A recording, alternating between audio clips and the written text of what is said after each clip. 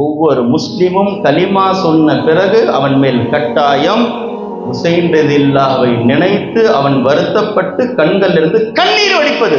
இது ஒவ்வொரு முஸ்லிமின் மீது கடமை. நம்ம இப்னு கசீர் சொல்லுகின்றார், அல்லாமா இப்னு கசீர், அலா குல்லி முஸ்லிமின், கலிமா சொன்ன ஒவ்வொரு முஸ்லிமும் ஹுசைன் ரலியல்லாஹுவை பற்றி பேச வேண்டும், கர்பலாவை நினைவு கூற வேண்டும், அழுக வேண்டும்.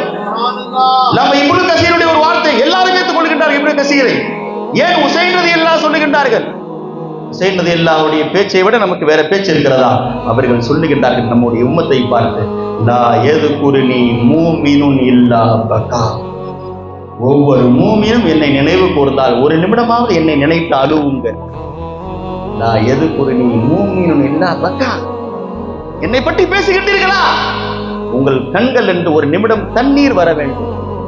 ஏன் நான் ரத்தத்தை சிந்திருக்கிறேன், உங்கள் கண்கள் இருந்து கண்ணீர் கூட வராதா?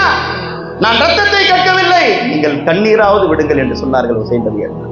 வலா யذ்குருனி மூமினுன் லஸ்துஅமிர பி, எத்தனையோ விஷயங்களை கொண்டு பாடம் பெறக்கூடியவில்லையே, என் மரணத்தை கொண்டு என் குடும்பத்தாருடைய அர்ப்பணிப்பை நினைத்து நினைத்து பார்த்து நீங்கள் பாடத்தை பெற்றுக் கொள்ளுங்கள்.